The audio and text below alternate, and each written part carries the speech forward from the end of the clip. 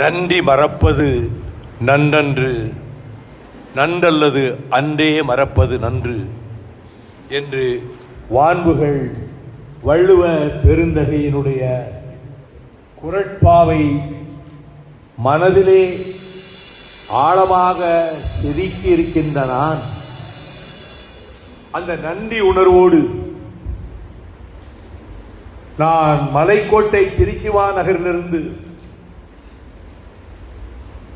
நடைபயணமாக என்னோடு 600 இளைஞர்கள் நடந்து வர, சாதியின் பெயரால் மோதாதீர்கள், மதத்தின் பெயரால் முரண்பாடு கொள்ளாதீர்கள், போதை பொருட்களுக்கு மது உள்ளிட்ட போதை திரவங்களுக்கு அடிமைப்பட்டு விடாதீர்கள், உங்கள் பிள்ளைகளை ஒழுக்கம் உள்ளவர்களாக வார்ப்பியுங்கள் என்பதை வழி நெடுகிலும் திரண்டிருந்த மக்களிடத்திலே சொல்லி வருகிற போது கால் கெடுக்க நடந்து வந்து நான் இந்த நடைபயணம் மேற்கொள்ளக் கூடாது என்று என்னுடைய மருத்துவர்கள் கடுமையாக எச்சரித்தும் கூட இதுவரை 10 தடவை நான் நடைபயணம் மேற்கொண்டிருக்கிறேன். 6000 கிலோமீட்டர் மொத்தத்தில் நடந்திருக்கிறேன். முதல் நடைபயணம் 1600 கிலோமீட்டர். ஒரு நாளைக்கு 35-40 கிலோமீட்டர் வரை கூட நான் நடந்திருக்கிறேன். ஆனால் என்னுடைய 82வது வயதில் இந்த நடைபயணம் உடல் நலத்துக்கு கேடாகி முடியும் என்று மருத்துவர்கள் எவ்வளவோ தடுத்தும் நான் அறிவித்ததை மாற்ற மாட்டேன் என்று கூறி நடந்து வருகிற அந்த பயணத்தில் ஒவ்வொரு பகுதியிலும் கட்சிகளுக்கு அப்பாற்பட்டு தாய்மார்களும் மகளிரும் பெரியோர்களும் வாலிபர்களும் என்னையும் என் சகாக்களையும் வரவேற்றார்கள். ஆங்காங்கு தங்குவதற்கு கிடைத்த மண்டபங்களை ஏற்பாடு செய்தார்கள். ஆனால் நான் மாடக்கூடலாம் பாண்டிய நாட்டின் தலை நகரமாம், சங்கம் வைத்து தமிழ் வளர்த்த நகரமாம், கடல் அலைகளென தாவி வரும் அரபு நாட்டு குதிரைகளின் குளம்படி சத்தத்தோடு சங்கத் தமிழும் இந்த கூடல் மாநகரிலே சேர்ந்து ஒலித்தது என்ற பெருமைக்குரிய கதிர் வெடித்து பிளம்பு விழ, கடல் கொதித்து சூடாற்ற, முழுமைமிகு நிலப்பரப்பின் முதற்பரப்பு தோன்றிவிட, நதிவர் முன் மணல் தருமுன் முன்தோன்றி மூத்ததுவும் பதிமதுரை பெருவழியில் பாண்டியர் குற்றம் கண்டதுமான தமிழே உனக்கு என் சிறந்தாழ்ந்த வணக்கம். Auxilium science and arts women's college, Auxilium கல்வி அறிவியல் கலை படிப்புகளுக்கு வாய்ப்பை உருவாக்கி தருகிற இந்த மகளிர் கல்லூரியில் மதுரையம்பதிக்கு செல்வதற்கு முதல் நாள் அன்று இரவில் எங்கு தங்குவது என்று நான் திகைத்த போது எங்கள் பயணத்துக்கு முத்திரை பதித்த மதுரை சட்டமன்ற உறுப்பினரும் என்னோடு 19 மாதம் வேலூர் சிறைச்சாலையிலே இருந்தவருமான என் ஆர்வீர் சகோதரர் பூமிநாதன் அவர்களும், இந்த மாவட்டத்தில் எங்கள் இயக்கத்துக்கு செயலாளராக இருக்கிற என் அன்பு சகோதரர் மார்நாடு அவர்களும், இந்த கல்லூரியின் தாளராக ஊராட்சி மன்ற தலைவராக இருக்கிற தேவன் அவர்களை அணுகி, வைகோவும் அவரது தோழர்களும் வருகிற போது தங்குவதற்கு இடம் கொடுக்க முடியுமா என்று கேட்டவுடன் இந்த கல்லூரியின் முதல்வர் என் பாசமிகு சகோதரி அவர்களை அவர் அணுகி கேட்டபோது, அவசியம் நாங்கள் இடம் தருகிறோம் என்று சொன்னது தமிழ்நாட்டில் இந்த கல்லூரியை தவிர எந்த மகளிர் கல்லூரியிலும் ஒரு காலம் இடம் தர மாட்டார்கள். ஏனெனில் இது முழுக்க முழுக்க மகளிர் பயிலுகிற கல்லூரி. இங்கே இளைஞர்கள் 600 பேரை கொண்டு வந்து தங்க வைப்பது என்பது அவர்களுக்கு மது பழக்கம் இல்லை, போதை பழக்கம் இல்லை. அப்படித்தான் நான் நேர்காணலில் அவர்களை தேர்ந்தெடுத்தேன். புகைபிடிக்கும் பழக்கம் இல்லை, ஒழுக்கம் உள்ளவர்களாக நான் தேர்ந்தெடுத்து வந்ததனால் அன்று இரவு பொழுதிலே எங்களுக்கு தங்க இடம் கிடைத்த போது நான் நெகிழ்ந்து போனேன். அவர்கள் அனைவரையும் இதே அரங்கத்தில் அமர வைத்து நான் சொன்னேன், ஒரு மகளிர் கல்லூரியிலே மகளிர் விடுதி மருங்கே இருக்கக்கூடிய அந்த சுற்றுச்சூழல் வளாகத்துக்குள்ளே நாம் தங்குவதற்கு இடம் கொடுத்திருக்கிறார்களே, அவர்களுடைய காருண்யத்துக்கும் அவர்களுடைய அன்புக்கும் நாம் கடமைப்பட்டிருக்கிறோம்.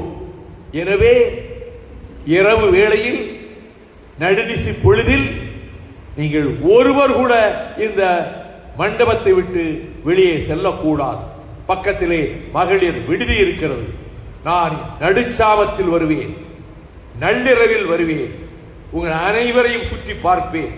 யாராவது ஒருவர் எழுந்து வெளியே போயிருப்பதாக தெரிந்தால் அதற்கு பிறகு அவர் மிகவும் துன்பப்பட வேண்டியிருக்கும் என்னால் என்று நான் எச்சரித்து விட்டு, அதே போல நடுநிசி 12 மணிக்கு வந்து பார்த்தேன், எந்த அசைவும் இல்லை. நள்ளிரவு கடந்து 2 மணிக்கு வந்து பார்த்தேன், ஒரு அசைவும் இல்லை. நம்முடைய கண்ணியத்தையும் நம்முடைய இயக்கத்தின் மரியாதையும் அவர்கள் காப்பாற்றி விட்டார்கள் என்ற பெருமிதத்தோடு கல்லூரி முதல்வர் அவர்களுக்கு நான் நன்றி கூறிவிட்டு சென்றேன். ஆனால் மீண்டும் இந்த கல்லூரிக்கு வந்து கல்லூரி முதல்வர் அவர்களை சந்தித்து நன்றி நேரில் தெரிவிக்க வேண்டும் என்று நான் முடிவெடுத்ததால் இத்தனை நாட்களும் எனக்கு தொடர் பயணம் இருந்தது, ஓய்வில்லை. இன்றுதான் மாலையில் மதுரையில் எனக்கு ஒரு நிகழ்ச்சி இருக்கிறது. ஆகவே நண்பகலிலே வந்து சேர்ந்த நான் விமானத்தில் நேரடியாக இங்கே வந்தேன்.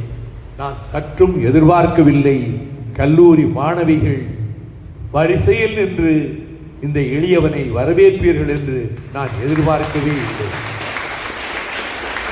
என்னுடைய மூத்த சகோதரி ராஜியம்மாள் அவர்கள் இப்போது உயிரோடு இல்லை.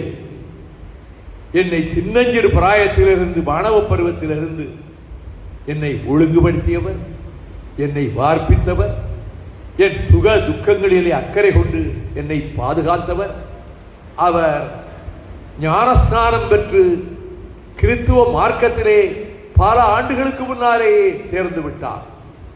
எப்பொழுதெல்லாம் எனக்கு மனதிலே சஞ்சலம் ஏற்படுகிறதோ, துயரம் நேருகிறதோ, சோதனைகள் என்னை தாக்குகின்றனவோ, அப்பொழுதெல்லாம் என் மூத்த சகோதரியிடம் அலைபேசியில் அல்லது தொலைபேசியில் பேசுவேன், என்னுடைய மன கஷ்டத்தை சொல்வேன். அவர்கள் ஒன்றும் பயப்படாதே, ஒன்றும் கவலைப்படாதே, கர்த்தர் உன்னை பாதுகாப்பார் என்று சொல்லி ஒரு 5 நிமிடத்துக்கு குறையாமல் ஜெபம் செய்வார்கள்.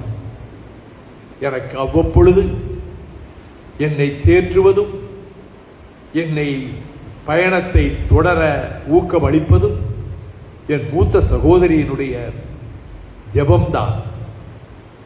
கல்லூரி முதல்வர் அவர்களை பார்க்கிற போது என் மூத்த சகோதரியையே நான் நேரில் பார்ப்பது போல நான் உணர்கிறேன். ஆக்சிலியம் என்பதற்கு பொருள் உதவி.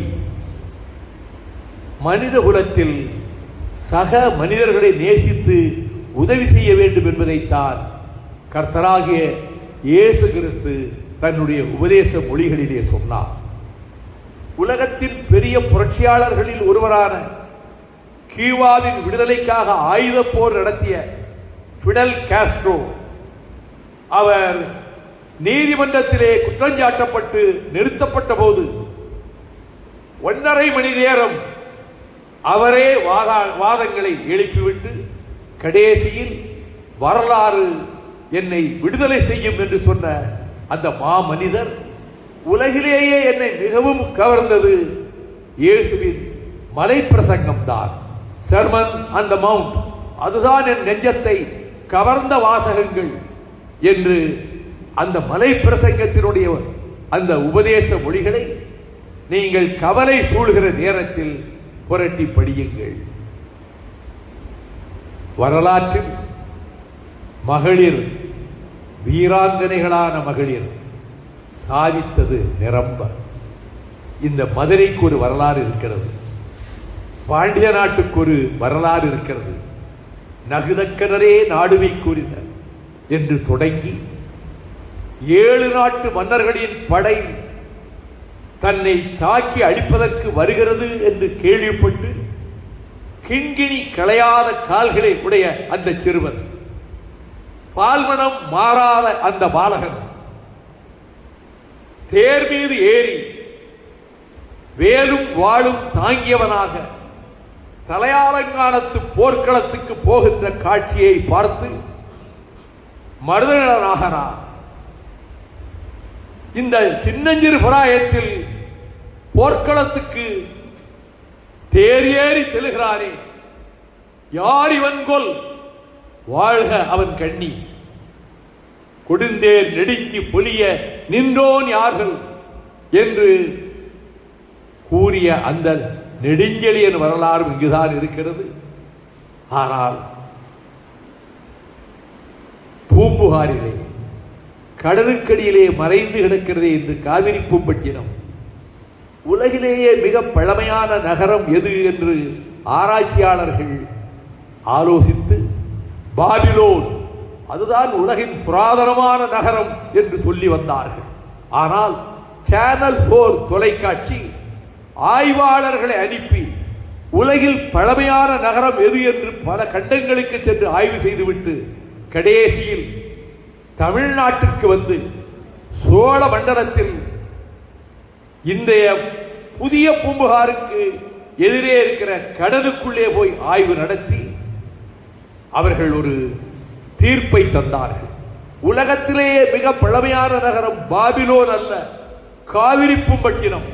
12,000 ஆண்டுகளுக்கு முன்னாலே அற்புதமான கட்டிடங்களை கொண்ட நகரமாக, நேரான கோடு வரைந்தால் போன்ற தெருக்களை கொண்ட நகரமாக, வீடுகளிலே சமையல் அறை, குளியல் அறை உள்ளிட்ட அறைகளை கொண்ட இல்லங்களை நிறைந்திருக்கக்கூடிய நகரமாக அந்த காவிரி பூம்பட்டினம் இருந்தது.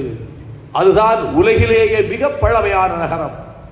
அந்த காவிரி பூம்பட்டினத்தில் இருந்து குலந்தரு வான்பொருள் குன்றம் தொலைத்த இளம்பாடு எனக்கு நாடு தரும் என்று மாதவியினுடைய நாட்டியத்திலே மனதை பறிகொடுத்தவன், அந்த எழில் அரசியினுடைய எழிலே தன்னை பறிகொடுத்தவன், அதை அரசன் தலைக்கோல் தாங்கி யார் இந்த பெண்ணை அழைத்துக் கொண்டு போவது என்கிற போது கோவலன் அவன் மனம் நெகிழ்ந்தவனாக, நான் 1000 பொன்னை கொடுத்து இந்த தலைக்கோலை வாங்கிக் கொள்ளுகிறேன் என்று சொல்லிவிட்டு மாதவியின் இல்லம் சென்றான். மாதவியின் நடனத்தில், அவளது எழிலில் அவன் ஈர்க்கப்பட்டு பத்தினி தெய்வம் மாநாயகன் மகள் கண்ணகி இல்லத்தில் இருக்க நெடுநாட்கள் வராமல் அந்த வீட்டிலேயே தங்கியிருந்து அவன் செல்வத்தை எல்லாம் மாதவியினுடைய அன்னை கொண்டு வா, இவ்வளவு செல்வம் கொண்டு வர சொல்ல பெரும் வணிகன், பெரும் செல்வந்தன் பூம்புகாரிலே அவன் அத்தனையும் அவளிடம் இழந்துவிட்டு சித்திரை திருநாளில் காவிரி பூம்பட்டினத்தின் கடற்கரையில் சிறிய சிறிய கூடாரங்களை அமைத்து கணவனும் மனைவியுமாக, தலைவனும் தலைவியுமாக அவர்கள் அந்த நேரத்தை மகிழ்ச்சியோடு கழித்துக் கொண்டிருக்கிற வேளையில் மாதவி பாடுவதற்கு முன்பு கோவலன் பாடினான்.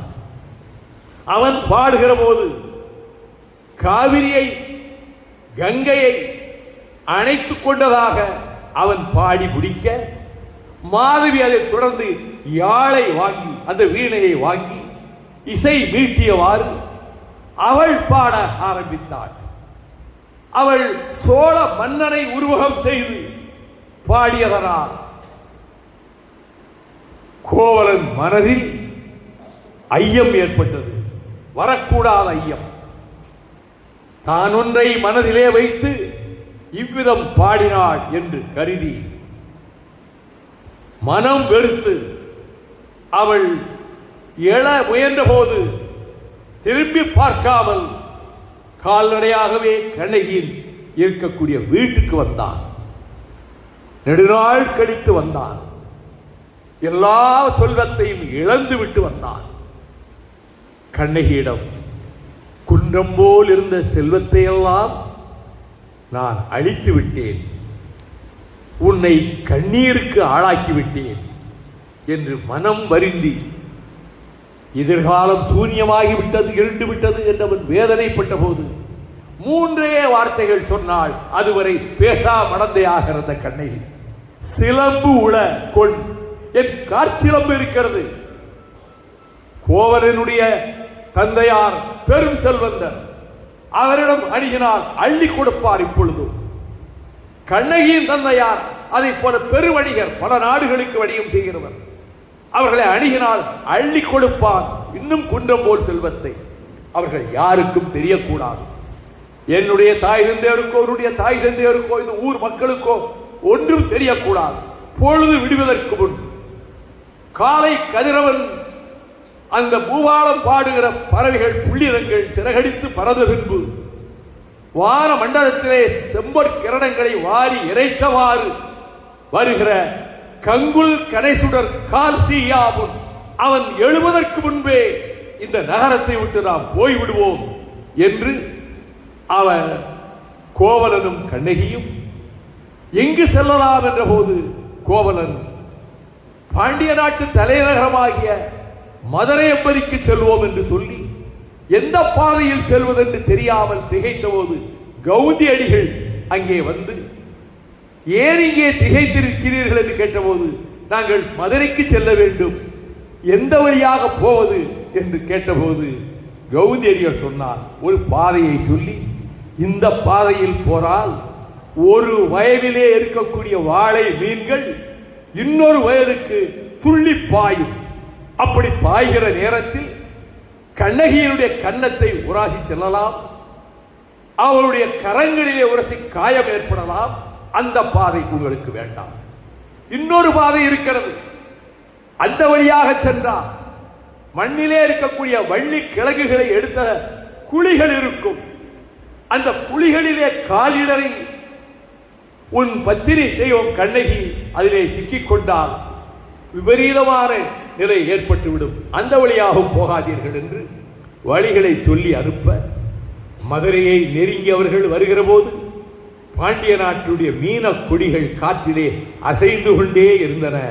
இங்கே வராதீர்கள், இங்கே வராதீர்கள் என்று சொல்லுவது போல் அந்த கொடிகள் அசைந்து கொண்டிருந்தன என்று இளங்கோ எழுதிவிட்டு, அந்த மதுரையம்பதியில் ஆயர்பாடியில் ஆயர்கள் வசிக்கின்ற தெருவில் இவர்கள் அடைக்கலமாகட்டும் என்று மாதவி என்கின்ற அந்த ஆயர்குலத்து சகோதரியை கவுந்தியர்கள் அழைத்து, உன்னிடம் ஒப்படைத்து விட்டு போகிறோம். இவர்கள் காவிரிப்பட்டினத்திலிருந்து பெரிய செல்வந்தர் குடும்பங்களிலிருந்து வந்தவர்கள், நீதான் அவர்களுக்கு விருந்து தந்து உன் வீட்டிலே பாதுகாப்பாக வைத்திருக்க வேண்டும் என்று சொன்னபோது, அதே மதுரை மாநகரில் மாநாயகன் மகளும் மாசாத்துவான் மகனும் வந்திருக்கிறார்கள் என்று தெரிந்தால் பெரும் செல்வந்தர்களின் மாளிகைகளுடைய கதவுகள் திறக்கும். எங்கள் வீட்டுக்கு வாருங்கள், எங்கள் வீட்டுக்கு வாருங்கள் என்று அழைத்து செல்வார்கள்.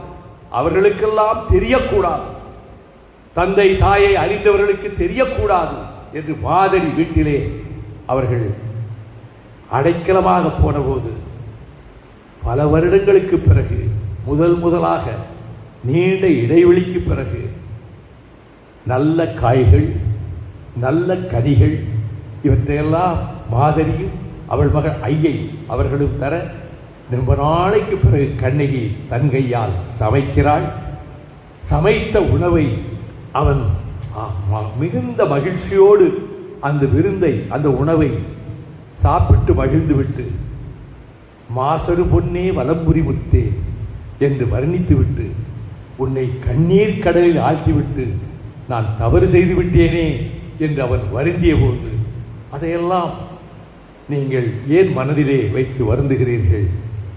நமக்கு ஒரு புது வாழ்வு கிடைக்கும். நீங்கள் விற்றுவிட்டு அதில் கிடைக்கிற பணத்தை கொண்டு நாம் ஒரு வணிகம் செய்யலாம், புது வாழ்வு நடத்தலாம் என்றவுடன் கோவலன் புறப்பட்டான். அப்படி புறப்படுகிற போது பருத்த ஒரு எருமை மாடு எதிரே வந்தது. அது என்ன, இது ஒரு எதற்கு அறிகுறி என்று திகைப்போடு அவன் செல்லுகிறான்.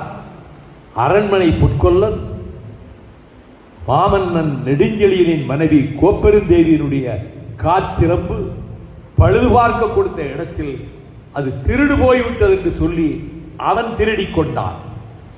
அவன் திருடிக் கொண்டான் என்றவுடன் அதை திரும்ப எப்படியாவது பெற்றுவிட வேண்டும் என்று நெடுஞ்செழியன் மன்னன் நினைத்த போது அவனுடைய அவையில் அன்று ஒரு நாட்டியம் நடக்கிறது. அந்த நாட்டிய மங்கையர், அழகான மங்கையர் ஆடிய நடனத்தில் மன்னன் நெடுஞ்செழியன் மனதை பறிகொடுத்து விட்டான் என்று கோப்பெருந்தேவி நினைத்துக் கொண்டு மனதிலே பொய் கோபம் கொண்டு எழுந்து அவருடைய அந்தப்புறத்துக்கு சென்று விட்டாள். கோபித்துக் கொண்டு போய்விட்டாளே மனைவி, எப்படி சமாதானப்படுத்துவது என்று திகைப்புடன் இவன் அந்தப்புறத்தை நோக்கி மன்னன் நடக்கும் போது பொற்கொல்லன் அங்கே வந்தான். மன்னரே, சக்கரவர்த்தி அவர்களே, அரசர் பெருமானே, சிலம்பை திருடியவன் பிடிபட்டு விட்டான், சிலம்பை கவர்ந்து விட்டேன் என்றவுடன் மனைவியை சமாதானப்படுத்த வேண்டும் என்ற மனதினுடைய எண்ண அலைகள் ஓசை எழுப்பியதால் நிதானம் தவறி, நடுநிலை தவறி, ஆராய்ச்சி செய்யாது கொன்று வருக, அவரை கொண்டு வருக, அவனை கொன்று அதை கொண்டு வருக என்று சொன்னான். ஒரு எழுத்துத்தான், இன் இன் எல்லாம் ஒரு எழுத்துத்தான். தமிழுக்கு அவ்வளவு வலிமை இருக்கிறது.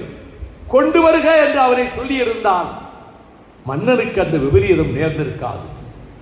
ஆனால் அவன் பொற்கொல்லன் காவலர்களை அழைத்து சென்று கோவலனை இருக்க சொல்லிவிட்டு வந்தானே, இந்த இடத்திலே இரு, இது அரசியிடம் போய் சேர வேண்டியது, நான் விலை பேசுவதற்கு ஏற்பாடு செய்துவிட்டு வருகிறேன் என்று சொன்னவன் அவன் இருந்த இடத்திற்கு வந்து, இவன்தான் அந்த கல்லா கடிபகன், இவன்தான் அரசியின் காற்சிலம்பை திருடியவன் என்றவுடன் அந்த 2 படை வீரர்களும் திகைக்கிறார்கள். இவனை பார்த்தால் கள்வனை போல் தெரியவில்லையே, நல்லவனாக தெரிகிறானே, இவனை நாம் ஏன் கொலை செய்ய வேண்டும் என்று வஞ்சிப்பத்திரிடம் அவர்கள் சொல்ல, இவன் பெரிய மாயாவி, ஏமாற்றுக்கலையிலே தேர்ந்தவன், நம்மை ஏமாற்றுவதற்காக நல்லவன் போல் வேடம் போட்டிருக்கிறான், அவன்தான் சிலம்பை திருடியவன், தயக்கமின்றி அவனை வெட்டி சாய்ப்பீர் என்றவுடன் அவர்கள் வாழ் கோவலன் மார்பிலே பாய்ந்தது. உடல் 2ஆகியது. இரத்த வெள்ளத்திலே கிடந்தான் கோவலன். அப்பொழுது கண்ணகி ஆவலும் கவலையுமாக வீட்டிலே காத்திருக்கிற போது பெரும் அரவம் சத்தம் தெருவிலே கேட்கிறது. என்ன ஒரே சத்தமாக இருக்குது தெருவிலே என்று அவள் கவலைப்பட்ட போது ஓடி வந்து சொல்லுகிறாள், ஐயே, வேதனை தருகிற செய்தி, கோவலன் கள்வன் என்று குற்றஞ்சாட்டப்பட்டு கொலையிட்டு விட்டதாக செய்தி நகரெங்கும் பரவி இருக்கிறது. கண்ணகி, தென்றலாக இருந்த கண்ணகி புயலாக புறப்பட்டு போனாள். அந்த இரத்த வெள்ளத்திலே கிடந்த கோவலனை உடலை தூக்கி தன் மடியிலே போட்டுக்கொண்டு அவள் கண்ணீர் விட்டு கதறிவிட்டு, நீதி கேட்பேன்,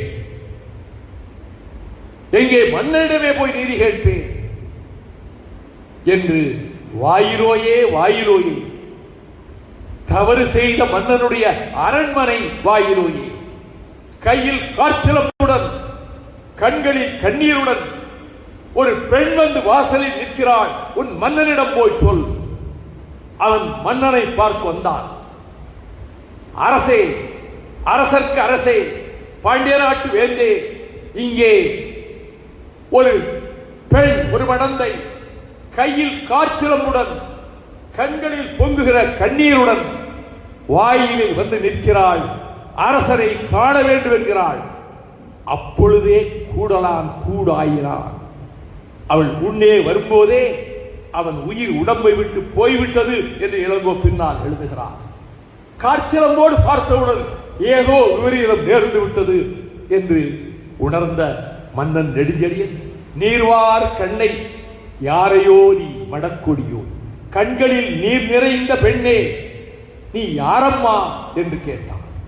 நான் காவிரி பூம்பட்டினம் என்ற நகரில் மாநாயகன் மகளாக பிறந்து மாசாத்துவார் மகனாகிய உம்மால் பொய்ப்பழி சுமத்தப்பட்டு கொலை உண்டு கிடக்கிறாரே அந்த கோவலன் பத்தினி கண்ணகி என்பது என் பெயர். கல்வரை கோரல் கடுங்கோல் என்று கல்வர்களை தண்டிப்பது ஒன்றும் குற்றமல்லவே. யார் கல்வர்? கண்ணகி கேட்கிறார். சிலம்பு, என்னுடைய காற்சிலம்பு, அதை கொண்டு வந்து விற்பதற்கு வந்தாள் என்று கையிலே இருக்கக்கூடிய சிலம்பை காட்டுகிறார். மன்னன் பதறியவராக, இதுதான் ரொம்ப நுணுக்கமான செய்தி இருக்கிறது. பொற்கொள்ளன் கொண்டு வந்து கொடுத்தானே களவாடியதாக சொல்லப்பட்ட சிலம்பு, அதை எடுத்து உடைக்கவில்லை. கையிலே வைத்திருக்கிறாளே கண்ணகி, அந்த சிலம்பை தருக என்று அதை வாங்கி உடைக்கிறார். ஏனெனில் இது ஏதாவது பிழை நேர்ந்து சிலம்பை மாற்றி இருக்கலாம். அவள் கையிலே இருக்கிற சிலம்பை கொண்டு வர சொல்லி தருக என்று வாங்கி கண்ணகி காற்சிலம்பு உடைக்க அவள் சிலம்பை உடைத்தாள். அதற்கு முன்னரே மன்னன் சொன்னான், என்னுடைய அரசியின் சிலம்பு முத்து பரல்களை கொண்டது. கண்ணகி சொன்னார், கோவலன் தேவியின் சிலம்பு மாணிக்க பரல்களை கொண்டது. இப்பொழுது உடைத்தாள். மன்னவன் வாயில் போய் தெரித்து விழுந்தது மாணிக்க பரல். அவன் வாயிலே போய் விழுந்தது. பொன்சை கொல்லன் தன் சொல் கேட்ட யாரோ அரசன், யாரே கள்வன், நான் அல்லவா கள்வன், நான் அரசன் அல்ல என்று கூறியவாறு தென்புலங்காவல் மன்னவன் நீர் என் முதல் பிழைத்தது, என்னால் பிழைப்பட்டது என்று கூறியவனாக அந்த இடத்திலேயே சரிந்து விழுந்து உயிர் துறந்தான். நெடுஞ்செழியன் உயிர் போய்விட்டது. கோப்பெருந்தேவி அவர்களுடைய பட்டத்து அரசி, அவள் சடலமாக கிடந்த 3 மணி நேரம் பேசினால் ஒரு செட்டு தண்ணி குடிக்கிற வழக்கம் எனக்கு கிடையாது. கவனம் சிதறிவிடும். தண்ணீரை அருந்துகிற போது என்னுடைய கவனமும் சிதறும், கேட்கின்றவர்களுடைய கவனமும் சிதறும். என்னுடைய பழக்கம் அப்படி. விட்ட இடத்துக்கே வருகிறேன். அங்கே கோப்பெருந்தேவி அவள் விழுந்து அவள் உயிரும் போய்விட்டது. அந்த காட்சியை கண்டாள் கண்ணகி. இருப்பினும் அவள் சீற்றம் தணியவில்லை. பசு, பெண்டிர், குழந்தைகள், நோயுற்றவர்கள் இவர்களெல்லாம் தவிர்த்துவிட்டு மற்றவர்கள் இருக்கிற இடமெல்லாம் இந்த தழல் பாருக, இந்த நெருப்பு பரவட்டும் என்று மதுரை மாநகரை எரித்தாள். இதில் இன்னொரு செய்தி பலருக்கு சொல்ல தெரியாது. இந்த செய்தியை கேள்விப்பட்ட ஆயர்குலத்து மங்கை மாதவி, தன் வீட்டில் அல்லவா அடைக்கலம் கொடுத்தோம், இங்கு வந்த கோவலன் அல்லவா கொலை கொண்டு வடிந்திருக்கிறார் என்று செய்தி அறிந்த மாத்திரத்தில் அவள் நெருப்பை வளர்த்து அதிலே பாய்ந்து தன்னைத்தானே அவள் மாய்த்துக் கொண்டாள்.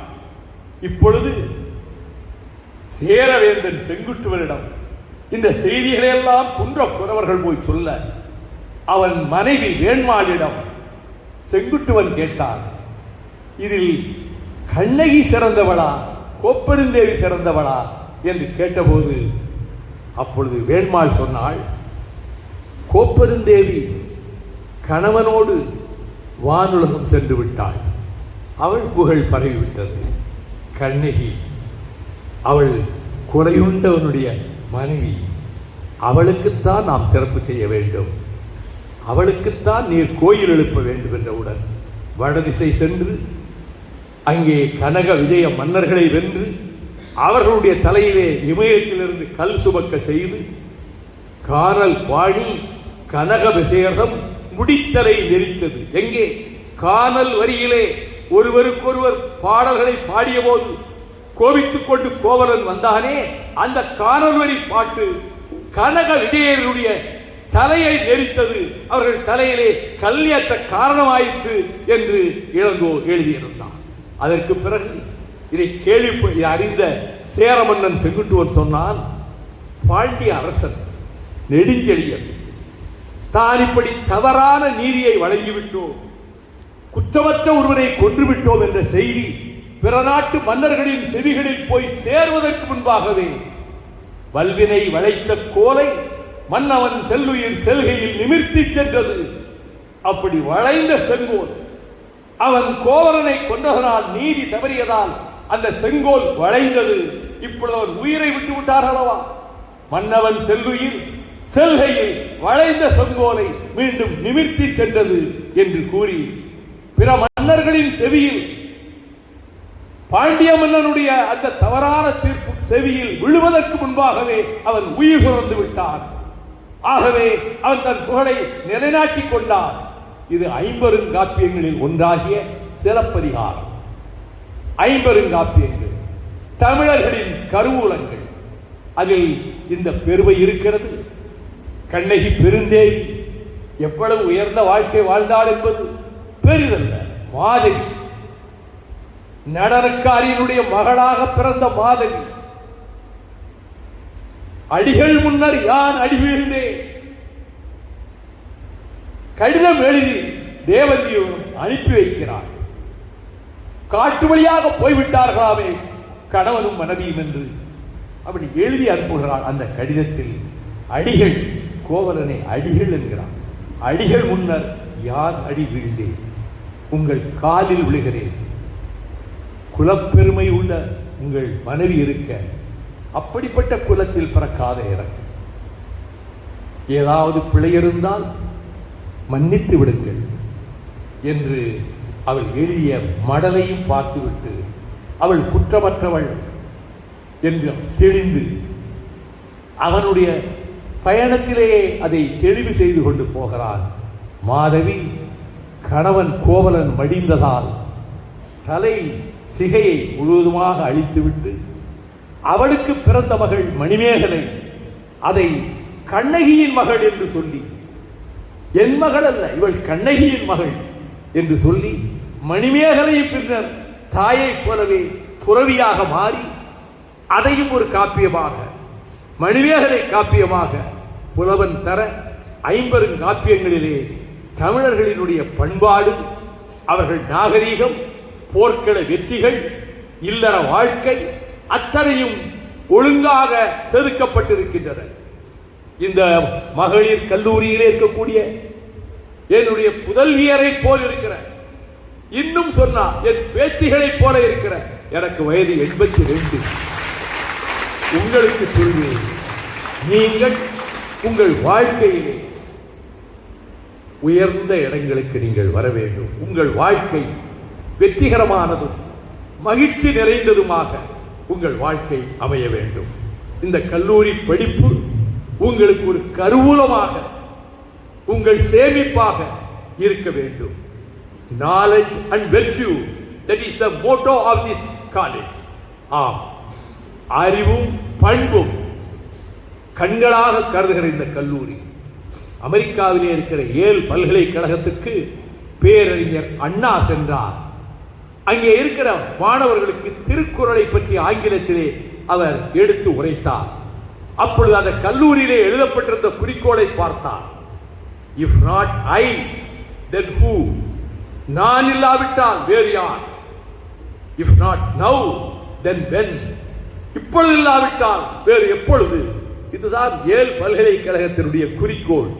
அதை வைத்து அந்த மாணவர்களிடம் அண்ணா சொன்னார், என்னால் முடியாதென்றால் வேறு யார், நான் இல்லாவிட்டால் இன்னொருவன் யார் என்ற எண்ணம் ஒவ்வொருடைய உள்ளத்திலும் தான் வாழ்க்கையில் சாதிப்பதற்கு பதிய வேண்டும்.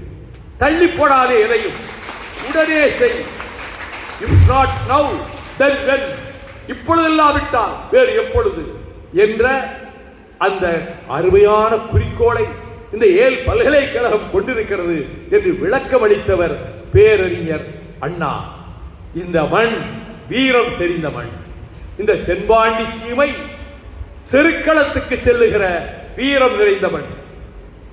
குத்தீட்டிகளின் ஓசை, குதிரைகளின் குளம்படி சத்தம், தேர் சக்கரங்கள் புரண்டு ஓடுகிற ஒலி, வேளங்களின் பிளிரல், இவையே சங்கீத ஓசையாக கொண்டு மூவேந்தர்களும் குறுநில மன்னர்களும் வீரத்தை, அதாவது வேல் வரும் காலை விழித்தகன் இமைத்தல் வீரத்துக்கு இழுக்கு.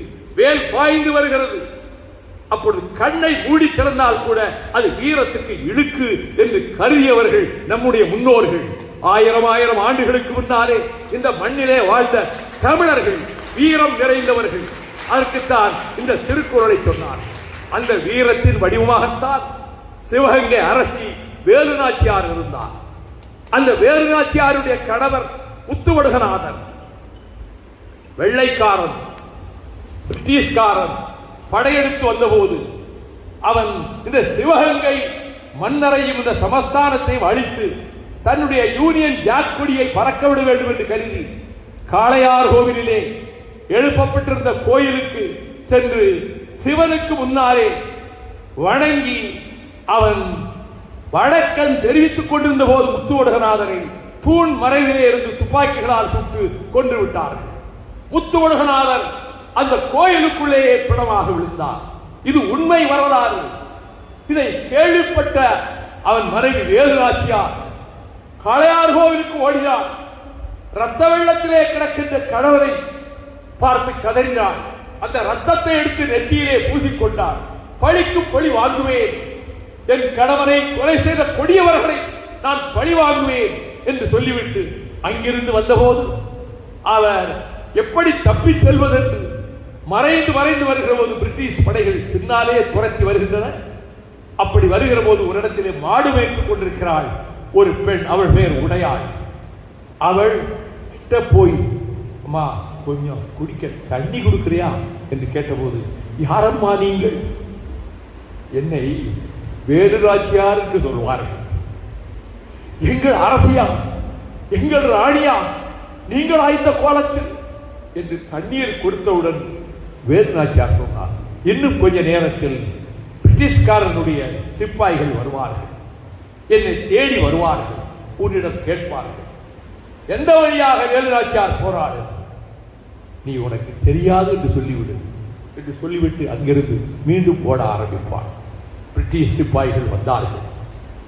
மாடு வைத்துக் கொண்டிருந்த உடையாளை நெருங்கி வந்து, ஏ பெண்ணே, இந்த வழியாக சிவகங்கை அரசி வேலுநாச்சியார் ஓடினாள், எந்த திசையில் ஓடினாள் என்பதை நீ பார்த்தாயா? எனக்கு தெரியாது. உண்மையை சொல், இல்லையே உன்னை கண்டதுண்டமாக வெட்டி போடுவோம். எனக்கு தெரியாது. ஒரு கையை வெட்டி சிதைத்தார்கள், ஒரு கரம் அற்று விழுந்தது. இப்பொழுது சொல், வேலுநாச்சியார் எப்பக்கம் ஓடினார்? எனக்கு தெரியாது. இன்னொரு கரத்தையும் வெட்டினார்கள், அந்த கரமும் துண்டாகி விழுந்தது. உன் கழுத்தை சீவுவதற்கு முன்பு சொல், வேலுநாச்சியார் எத்திசையில் ஓடினார்? எனக்கு தெரியாது. கழுத்தை துண்டாக்கிறார்கள், தலை துண்டாக போய் விழுந்தது. வேலுநாச்சியார் அங்கே விருப்பாட்சிக்கு போய் மன்னர் கோபால் நாயக்கர் அரண்மனையை போய் சேர்ந்து விட்டார். பின்னர் 8 வருடம் கழித்து திண்டுக்கல்லிலே தண்டிறங்கிய ஹைதரிடம் போய், மன்னர் பெருமானே, மைசூர் மன்னர், எனக்கு நீங்கள் உதவ வேண்டும். தங்கையே, நான் என்னம்மா செய்ய வேண்டும்? என் சிவகங்கை அரசன் கொல்லப்பட்டு விட்டார். என் சிவகங்கை வெள்ளைக்காரர்கள் கைகளுக்கு போய்விட்டது. நான் படையெடுத்து செல்ல வேண்டும். அதற்கு தாங்களார் உதவ வேண்டும் என்ற உணர்வு 12 பீரங்கிகளும் 500 குதிரை வீரர்களும் குதிரைகளும் ஆயுதங்களும் கொடுத்து போர்க்களத்துக்கு இதை கொண்டு செல்வதற்கு திப்பு சுல்தான் வந்துவிட்டு உங்களிடம் ஒப்படைப்பார் என்று சொல்ல, அதற்கு பிறகு அந்த போர்க்களத்திலே மருதுபாண்டியர்கள் வேலுநாச்சியாருடைய தளபதிகளாக பெரிய மருதுவும் சின்ன மருதுவும் போய் சேர, கடைசி போர்க்களத்தில் வெள்ளைக்கார படைக்கு தலைமை தாங்கிய பால்ஜோர் அவனை தோற்கடித்து 18 சிறுகுல மன்னர்களும் சேர்ந்து வேலுநாச்சியாருக்கு பக்கபலமாக வந்து போர்க்களத்தை வாழேந்தி போர் புரிய தெரிந்தவள் வேலுநாச்சியார். ஆங்கிலம் தெரியும், இந்தி தெரியும், சமஸ்கிருதம் தெரியும், தெலுங்கு தெரியும், மலையாளம் தெரியும், பிரெஞ்சு மொழி தெரியும். இத்தனையும் கற்றவள் வேலு நாச்சியார். வாழ்வீச்சு, சிலம்பம், வளரிவீச்சு, குதிரையேற்றம், யானையேற்றம், அனைத்து கலைகளையும் தேர்ந்தவள் வேலு நாச்சியார். கடைசியில் தோற்கடிக்கப்பட்ட பாஞ்சோர், என்னை மன்னித்து விடு, என்னை உயிரோடு போக அனுமதித்து விடு, தாயே என் பிழையை மன்னித்து விடு, என்னை கொன்று விடாதே என்று கெஞ்சிய போது அவள் வேலு நாச்சியார் இரக்கம் கொண்டவராக, கணவன் கொலைக்கு பழிக்கும்படியாக அவன் தலையை துண்டிக்க வேண்டும் என்று நினைக்காமல் வாளை எடுத்து நீட்டி, போய்விடு, இந்த தமிழ்நாட்டை திசையை திரும்பி பார்க்காமல் போய்விடு என்று உயிர் பிச்சை கொடுத்து அனுப்பிவிட்டார். இதுதான் வேலு நாச்சியாரின் வீர சரித்திரம். இதை நாட்டிய நாடகமாக நடத்துவதற்கு பெரும் பொருளை நான் செலவழித்தவர். தமிழ்நாட்டில் 7 இடங்களில் இந்த நாட்டிய நாடகம், அமெரிக்காவில் 5 இடங்களில் இந்த நாட்டிய நாடகம், டெல்லியிலே, மும்பையிலே, தமிழ்ச்சங்கத்திலே இந்த நாட்டிய நாடகம். இந்த வேலு நாச்சியார் ஜான்சி ராணி போரிட்டார். ஜான்சி ராணி வெள்ளை படைகளை தாக்கி அழிக்கிற அளவுக்கு போரிட்டார். தாந்தியா தோவே என்ற தளபதியும் நானா சாஹேப் என்ற தளபதியும் ஜான்சி ராணிக்கு பக்கபலமாக இருந்தார்கள். ஆயினும் அந்த குவாலியர் மகாராணி கடைசி போர்க்களத்திலே ஜெயிக்க முடியவில்லை, தோற்று போனாள். ஜான்சி ராணியை கொண்டார்கள். ஆக இந்தியாவிலேயே இமய முதல் குமரி வரை பறந்து இருக்கக்கூடிய இந்திய உபகண்டத்திலேயே எவரும் வெள்ளைக்காரனை ஜெயித்ததில்லை. ஆனால் தமிழ்நாட்டு மாதரசி, சிவகங்கை அரசி வேலு நாச்சியார் வெள்ளையரை தோற்கடித்தார். அந்த வரலாறு உங்களுக்கு ஏன் சொல்ல? அந்த வழிவந்தவர்கள் நீங்கள், வேலு நாச்சியார் பிறந்த மண்ணிலே பிறந்தவர்கள் நீங்கள். வீரமும் மானமும் கற்பும் வாழ்க்கையினுடைய நெறிகளாக கொண்டு உங்கள் வாழ்வில் நீங்கள் உயர வேண்டும் என்று சொல்லுவதோடு, விவிலியத்திலே அழகான வசனங்கள் சங்கீதத்திலும் இருக்கிறது. 91ஆம் அதிகாரத்தில், ஏசாயா அந்த தீர்க்கதரிசியுடைய புத்தகத்திலும் 10ஆம் அதிகாரத்திலே இருக்கிறது. நான் உனக்கு முன்னே போய் கோணல் ஆனவைகளை எல்லாம் செவ்வையாக்குவேன், இரும்பு தாழ்பாள்களை உடைத்து வெண்கல கதவுகளை முறித்து ஒளிப்பிடத்திலே இருக்கிற புதையல்களையும் மறைத்து வைக்கப்பட்டிருக்கக்கூடிய பொக்கிஷங்களையும் உனக்கு நான் தருவேன் என்ற அந்த உபதேச மொழிகள் நமக்கு ஏற்றம் தருகின்ற, ஊக்கமளிக்கிற சக்தியாக இருக்கட்டும். தட்டுங்கள் திறக்கப்படும், கேளுங்கள் கொடுக்கப்படும், தேடுங்கள் கண்டடைவீர்கள் என்ற விவிலிய வாசகத்தையும் உங்களுக்கு நினைவூட்டி, மீண்டும் ஒருமுறை இந்த எளியவன் உங்களுக்கு முன்னால் வந்து நிற்கவும் உரையாற்றவும் ஒரு பேச்சு கூட எழுந்து வெளியே செல்லாத கட்டுப்பாட்டை பாதுகாக்கிற கல்லூரியாக, ஒழுங்கை கடைபிடிக்கிற கல்லூரியாக நான் அண்மை காலத்தில் எந்த கல்லூரியிலும் போய் பேசவில்லை. ஒரு 4-5 ஆண்டுகளுக்கு முன்பு பல கல்லூரிகளிலே போய் பேசினேன். ஒரு 7-8 ஆண்டுகளாக எந்த கல்லூரியிலும் போய் பேசவில்லை. ஆனால் திடீரென்று என்னை அழைத்ததா நான் பேச்சை தயாரிக்கவில்லை.